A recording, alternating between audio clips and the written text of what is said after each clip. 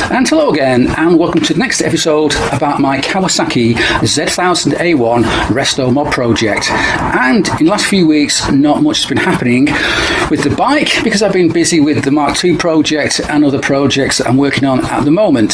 So the Z1000A1 has been taking a bit of a back seat. But even so, things are moving forward, if a little bit slowly. So today, I've just picked up this rather boring looking alloy plate, cut it to size, and I took it along to my friend Jeff the welder, who's got a giant brake, and that brake has put a 45-degree bend in this 4mm alloy plate. Looks pretty boring. So what's all that about? Well, hopefully this is going to be the start of a really cool bracket to hold my new Kawasaki Speedo tacho unit to the bike. And not only will it do that, but it will also hold the Kawasaki GPS Speedo sender as well, because that sender needs a clear view of the sky because it works from a satellite. So I thought I'd just put it next door to the Speedo, right in front of you, so hopefully it can see the sky quite happily. But I don't just want to bolt it on and that's we're going to make a really cool aluminium machine bracket to hold that into place, which will be bolted up to this bracket once it's been shaped to fit the bike just perfectly. So that's great. And something else that's been happening this week is that I collected this thing here. Oh, it's all wrapped in bubble wrap, and this is my Yamaha XJR 1300 swing arm that's going to be going on the bike. So let me just unwrap it. I've got the receipt here, and it's come from Camco. It's my local coating company specialist, and it's been powder coated black. So let's get this open, and hopefully you can see what it looks like without dropping it. Let's have a look. Looks pretty nice, doesn't it? That looks really nice. Yeah, I'm pretty happy with that. Beautiful finish, actually. Beautiful finish, can you see that? Really nice. And sure enough, I asked them not to powder coat this area here where the wheel adjusters press up against the swing arm, because if you powder coat that, the powder coat won't last for long because it's being scratched by the wheel adjusters when you move your wheel back and two. So that's great. Pretty happy with that. Now, to protect the bearings that are already in this swing arm, I fitted this threaded bar with some big washers on either side, which hopefully has stopped any powder coat from going inside the swing arm and ruining the brand new roller bearings that are in there. It looks pretty good, actually. I don't think anything's got in there, but we'll have to undo that at some point and check. But yeah, I'm really happy with the finish on this. It is beautifully finished. Very happy with that. And in fact, I've just found out that the Camcoat can now handle things as big as a motorcycle frame. So I'm tempted to have my bike frame for the project powder coated by Camcoat. I normally use Triple S in Bingley, Yorkshire, but that's half a day's drive there and back, which you've got to make twice. That's a day's drive, a lot of time, a lot of expense, a lot of petrol, whereas Camcoat are literally 10 minutes away from me, so it makes sense to use them if I can. And actually, looking at this swing arm here, I'm pretty happy with the results, and I think they'll do a great job on the frame. But the frame won't be going off powder coating no matter who's doing it for quite a while yet, because I simply don't have space to keep it somewhere safe where it wouldn't get knocked and scratched while I'm waiting for the build to begin. And so we'll continue this video tomorrow when I go and see Jeff with this bracket, and we'll make a start on drilling it and shaping it to fit the top yoke of the Kawasaki Z1000RS front end that the bike is getting. And this bracket will end up being quite a complicated shape, so come back tomorrow and we can make a start. Right, Jeff, here we are back in your workshop again on a very wet day. I see you've now mounted the gauge by scooping out the shape. Well, it's only top.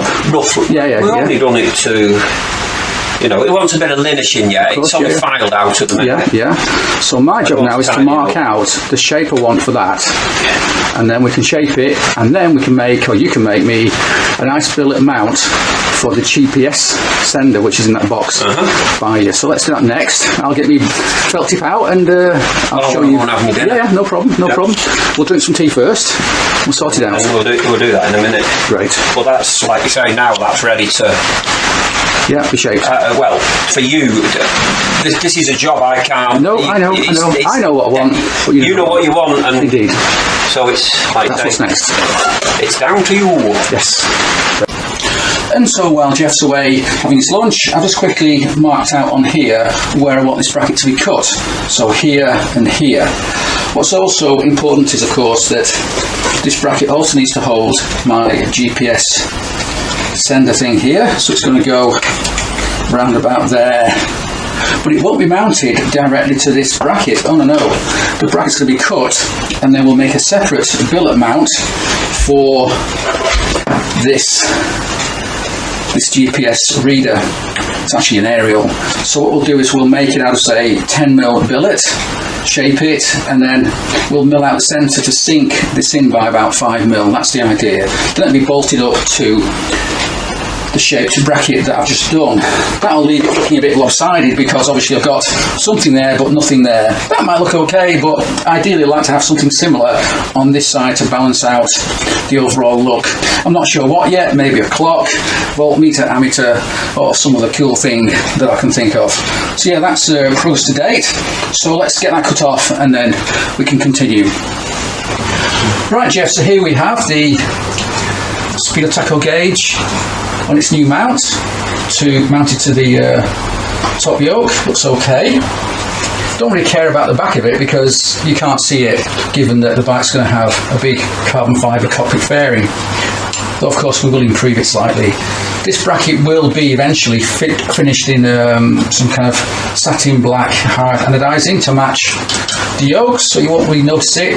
But we're going to have two bolts here that I can bolt the GPS aerial to on this side and something else on that side. Not sure what yet.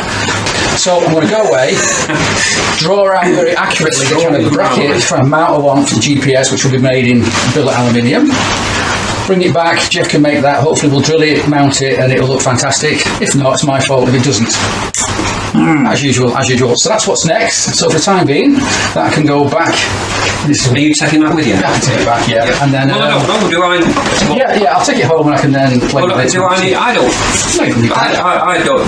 I don't need any of that now because we know that fits, so yes. You can work out. I don't want to. Yeah, I'll take that back home and I can then sit there and sketch out what I want. I can make a little cardboard template and then come and say, look, make that. Irritate. I mean, come and see me. Yes, come and see you. Irritate. Yes. Yes. Technically discuss. We shall discuss the part that I want making. Right, so that's that. So we'll continue the work on your lovely engine. God, yeah, that's an engine mount from the green Kawasaki Z1000A1 that we've now replaced. I'll throw it into the piece of threaded bar. Well, I don't know if you're working on a bit of machinery or you want something to hold something, a jig or something. You don't come in handy. It'll come in handy. Right, it'll come in handy to do something. So I'll take that home now and I'll continue working on it when I get home. Right, Jeff, here we are back at your workshop. I brought you two little parcels. That should be a 20mm piece of billet aluminium. Yeah. And next to you there is a small piece of Perspex. Well, oh, crap. Now, it's got a protective cover on it, that's why you can't see through it, but it is clear. Yeah, it's got like a white... Yeah, so we'll leave it on for the time being. On it. Apparently you can just hacksaw it and file it, it's not really a big deal. Oh, you've got to be careful. Yeah. But actually, I bought two, so just in case you mess one up, I've got a spare one. It only cost about £1, so it's not an issue. What you need is a woodworker's vice with like very delicate, very soft wooden jaws in to grip. Oh, well, we should be careful. Right, so if you open that one up, which is quite well wrapped, that's a 20mm thick piece of aluminium. Did well with that. I think it only cost me £11, so that's not too bad, is it? Yeah. So, but the amount that we need. Yeah, we need about half of that. Yes. And the reason we need half of that, Jeff, is because if I come round, here we have our little bracket that we saw last week. There it is, and this is going to go on there like that. And this GPS aerial is going to be built into a home, as it were, a little home, machined out of this thing. That's why it's so big. It doesn't need to be that big. It needs to be a bit wider than this. Oops, hang on. So there's, you can see how much bigger it is. I think we've said 55. 55 by 55, yeah, it's like a square. And the reason it's got to be a bit longer, a bit wider, is because it's going to fit something like that. It's been bolted into place on this side right there. So obviously this is going to be longer. It'll fit. This will fit. This is where it gets complicated, but this will fit from the underside of this billet piece, which will machine out with a little like window in it. Now, as it turns out, GPS signals work quite well through clear plastic, that sort of thing, but not so well from metal or like a fuel tank, that sort of thing. So that's why I've got some clear perspex here, which will be like a window, which this thing can actually see through from behind. So that's the idea anyway. So that perspex will be cut and shaped to be looking quite cool in this little sort of what would you call it? Not really a bracket, is it? It's more of a housing. Yes, a housing for this thing. Say it. So we went through several different designs. My particular first idea got binned, and then we came up with a different idea which I like better. So that's what we're going to go for. That's why I needed to buy this really thick 20mm alloy and this little piece of perspex. Actually, it's really cheap. It's about £1. So I got 2 pieces, just in case we go wrong. No, but I've got one at home. Just in case this one goes wrong, then we've got a spare. So yeah, so now Jeff has got to do his thing, make this happen, and hopefully it'll all work and look good on the bike. And I've also, of course, got to then work out what to do about this side, because just having this on one side will make it a bit, I don't know, unbalanced. So one point about this, I know we're all unbalanced, aren't we? Yeah. Is that this thing's big enough to make another home, another little bracket thing to go on the other side. When I work out what it is, I might want to put here a clock, a voltmeter, an ammeter, who knows. How much time's left? Yeah. Before we all die nuclear. Judgment Day. Anyway, we'll worry about that another day. So that's why I've got this aluminium block and the perspex, and hopefully we'll come back in a week or so, and it'll all be done, look fantastic. Then I've got to take it away, get it all hard and nice black. Either that or he'll knock on the door and I'll be lying in here dead. Yes, well, there is always that option. We'll worry about that another day. So for now, right, well, we'll pause. That was over there. Put that back on there. And I'll come back next week and find out how things look. Right. Well, that can go in the bin, That can go in the bin, yes. Right, that can go in the bin. Good. And now here we are, back home again, and it's a few days later. So while Jeff completes that work on the GPS aerial mount, I've been busy buying yet more parts from the internet, and 2 of those parts arrived in the last few days. First of all, there's one here that's come all the way from Germany, so we'll come back to that one in a minute. And secondly, there's one here. So I have a large part here, and this part has given me an awful lot of problems over the last 7 or 8 months, and that's because one of the first parts I bought for the new project was a complete brand new rear wheel and a complete brand new set of forks from a Kawasaki Z1000RS. And I think that lulled me into a false sense of security, because I thought, well, no problem, I'll soon pick up a really nice front wheel to match. Turns out I was wrong, and for the last 7 or 8 months I've been searching on eBay pretty much every day trying to find a really nice front wheel without success, because those that are on there are either buckled, damaged, scraped. I just couldn't use any of those wheels on the bike. That was until last week, when this wheel turned up and it looked really, really nice. The only fly in the ointment was that it did state in the advert that it had about a 1mm buckle, or it was out of true by about 1mm. So I thought, well, 1mm is not too bad, I can live with that. We can maybe sort something out, fix that problem. So I bought it, I and the microphone's just moved. Try again. In fact, just hold it, I think. Yeah, so here is that wheel. It looks absolutely immaculate, both sides. No scrapes, no scrapes, no corrosion. Very happy with it. As it turns out, I've now put this on a wheel stand and checked it to see how true it runs. And it turns out it runs perfectly true. I think the problem has been that the person who checked this wheel out before it was sold to my breakers got a bit confused, because if you spin it up and just look at the rim, you can see here we've got black paint on the inside, and that black paint isn't perfect all the way around. It's slightly wobbly, and I think if you just stare at it, you'll think, oh yeah, the rim's slightly out, but it's not. It's just the paint is slightly out, so I'm pretty happy with that. I do have a new pair of brand new discs to go on this wheel, and I've just ordered some titanium bolts to fix them to the wheel. When they arrive, we'll get the discs on, I'll get a new tyre fitted, and that's another part done for the bike.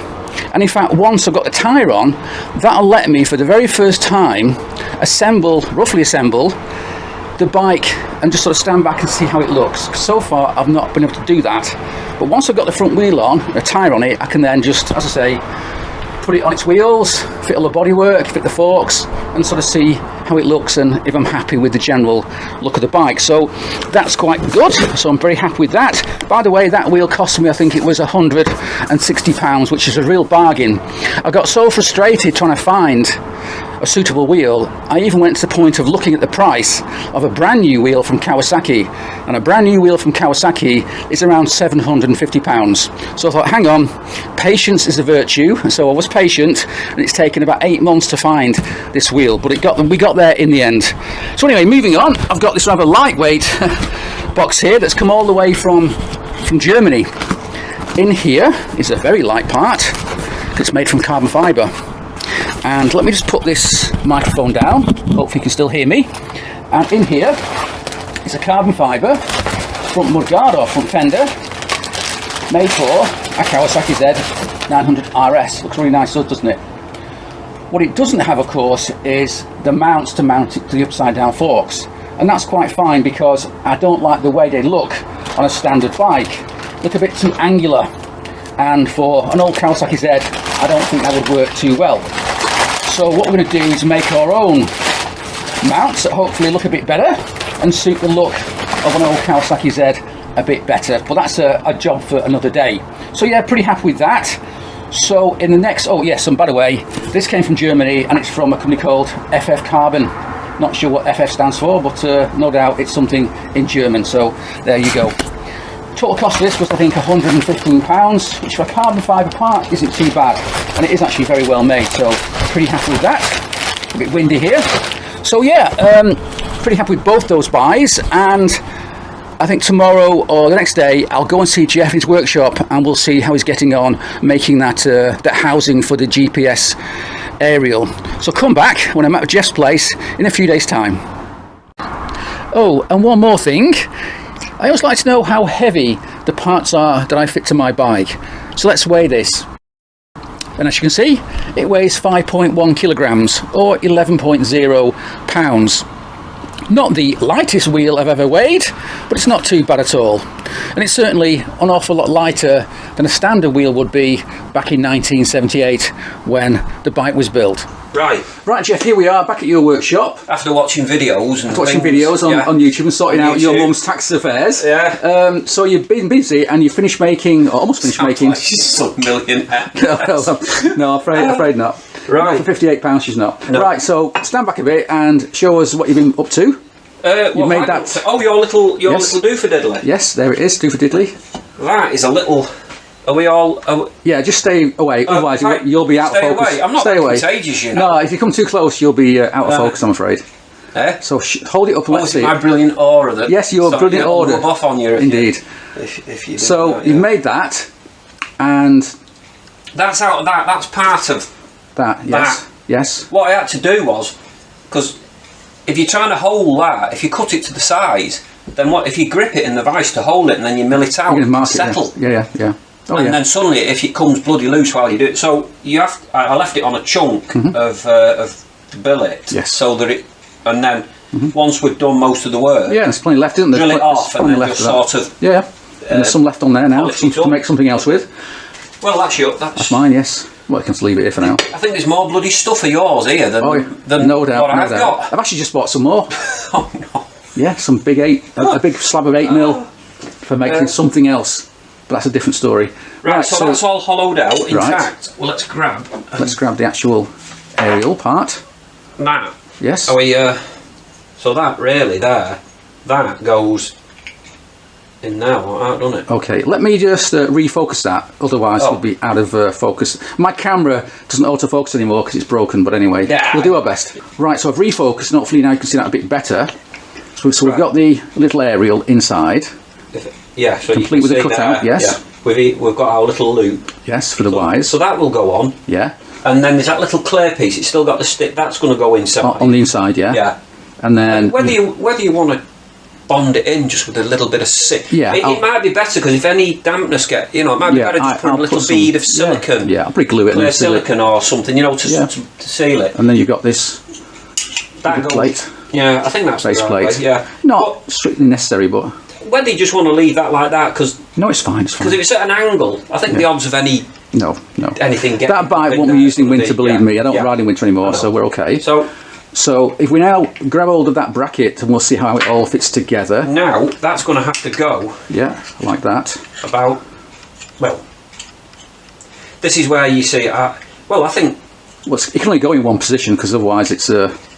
It'll hit the edge of the... What do you reckon about there? Like yes, that? It has to go there. Okay, yeah. It can't go any more further in, because it'll hit the speedo. Or we could just lift it up there so it just comes flush with that there. Yeah. Whether you want to do that or not. Yeah. Well, it's... Well, then once it's all black... It's a moot point. Are you going to notice it? No. It's all going to be anodised in a sort of satin black to match the... If I take that out, let's take that out. Let's put that back on there so we don't... Lose it. Damage it, or it gets knocked. And what did Wally do again on the miller? I'll tell you in a minute. All right, in a minute, yeah. So basically, I've just put them to that plate there. Yeah, like that's fine. Yeah. So if we bolt it about there, yes. We'll drill We'll do it now. We'll do it now, and it's done. Then I can take it home. Yeah, and it's done then. Right, brilliant. I think the 5mm screws are they're not. You're going to have to get some 5mm. I've got loads at home. Don't worry. I think they might. What are they countersunk? Well, I've not countersunk it. Okay, don't worry. I've just done it. I thought you might want to put them little dome head ones. Yeah, I've got loads at home. Don't worry. I've got. The little, what do they call them? A button head. Yeah, button head. I've got stacks at home. I think you all various sizes. Yeah. Because for what it is, they're only a small Allen key. You're not. Yes. They're only. You're just nipping them up, aren't you? Yeah. It's not on any stress. A massive load. No. Right. Well, we can do that. Right. We can do that. And yeah. No, it was just before you come. I was drilling them to do these, do the end bits on these cases, and I had them set on the miller, and I've done them all. And as I unbolted it off, I thought, I'll lift the block off, and that's on the miller. And I forgot that it was overhanging, and I suddenly realised as soon as I lifted the block off, it fell. Now it just didn't fall and land on the back. It had to bounce and go spinning round and put a great big bloody dent on the one. But luckily I've filed it, and once it's all on, it's machined off. Well, these things happen. Yeah. Worst things happen at sea. This is how things happen when you just... I know. So... Tell me about it. Right, okay, so... You've got so much going on. Done. So we'll now drill it. Let's drill this. We'll bolt it up, and then that'll be the end of this particular video, because it's getting quite long. Right. I'll dot punch them. Okay, and then we can move on. Right, Jeff, so that's done now. So if you hold it up to the camera... You're going to have to get some longer screws. Yes. I think that little hole it's all right. Don't worry. Just give it a little. We're not fitted. Yeah, we haven't fitted the perspex yet because we don't want to scratch it. No. Well, when it's off the bike. I mean that actually is loose. Yeah. We'll put some foam inside of it or some sort of Velcro or something underneath. Yeah. And then I've got to work out what to put on the other side. As you look at it now, it looks a bit big, but when it's all black and whatever, it'll be fine. Well, the 5mm screws are there. If I could have probably taken a couple of mil off each face, but don't worry about it. You're not really going to get it much smaller than that. No. Unless you start using little 3mm screws. No. Right, good. So I can take that home now and try it on the yokes. I'll leave that together. Leave it all together, and I'll take it home. Right. So moving on then. Right, how we've got to finish off now, lad. What are we doing? We've got to finish off. What? Well, just face the camera, or face me. Right. So spin round. What? But I'm going to finish off. Right? Right. To finish off the video. video. Need a director to tell me what to do, you see. It's like being on... It's like being on TV. Yeah. Right, so with that done then, I can take that home, Jeff. You can take all that now, yeah. I've got some billet aluminium on order that's going to come soon. And you've not got the plate? Not yet, it's on order. So we'll make something for the thing is, what I might find There's 8mm and all sorts. Oh yeah, now. you've got lots of offcuts. Now the thing is, if you've got a big piece, it's a shame to cut it up. Oh no, to get, I know. If Well, I've got a big, buy some anyway. well, anyway, if I can't find it in there, I also need then to we'll make cut it up. Yeah. some new stainless steel engine bolts, which we made for the Mark II. I've got to make them now for the Z1000A1, so I've got some on order for that. I've got some steel bar on order for that, and yeah, so it's all going. But now I've got that, I'm going to get a tyre fitted to the front wheel, which, by the way, my titanium bolts have arrived, so I've bolted on my brand new discs to that wheel. Have you got a tyre? No, I'm going to get one on Monday. Well, what's that one like on that wheel? Oh no, just get a brand new one. It'll match the one on the back. Yeah. Oh, it's no problem. I'm not. I just thought it might. All right. No. And when that happens, at last, I'll be able to very roughly assemble the whole bike without an engine, but I can fit everything together and sort of go, oh, I like that, or I don't like that. I've also been thinking about that, and it's amazing how much stuff I've still got to do. I've still got to make. Too much. Yeah, I mean, I just mentioned that Jess got to make me up a couple of stainless steel wheel spaces. That's easy, that. That's got to be made. And then the more you think about it, the more you think, oh, hang on, I've got to make that, I've got to do that, I've got to do that, got to buy that, you know, it just never ends. But we'll get there in the end. So, yeah, so that's done. Have you got the stainless stuff, did you say? Or it's on order? What for? Oh, the rod. The rod, I've got that. It's at home. Yeah. Oh, I thought yes, we got it. Got 2 1 metre. Right. Again. Yeah. That's to make the engine bolts. Yes, that's okay. I'll bring them use your 10mm die. Yes. At some point, it's going to start getting worn out. Tired. It's okay. I can buy another one. Because threading stainless is it's muddy. Yeah. Yeah, it's okay. We'll buy another one. It's about 25 quid. It's a German. Mate, to be honest, I'm surprised it's done as many as it's done. Yeah, well, I think you making that little. I think that oil thing. Yeah, that oil has increased the life of the die. Right. So with that, then we'll end the video here, and in the next video, as I say, I'll have the front tyre sorted out, have the front wheel sorted out, and hopefully we can just assemble very roughly the whole bike for the first time and see how it looks. Yeah. Good. So we'll see. We'll see you next time. So thanks for watching. Thank you very much. I thought of something else as well. What? What was it? I need something else. What was it? My brain's gone numb. Front wheel spaces. Another bike. Yes, I've got another bike in mind. Hey, yeah. I've got no more room for bikes. No. I've got 10 at the moment, and I've got no more room. And that includes 1 in the living room and 4 in the conservatory. So I need a bloody big clear out. Yes, you do. Yes, you do. Hang on. Let me go and turn the camera off because this won't be on the video.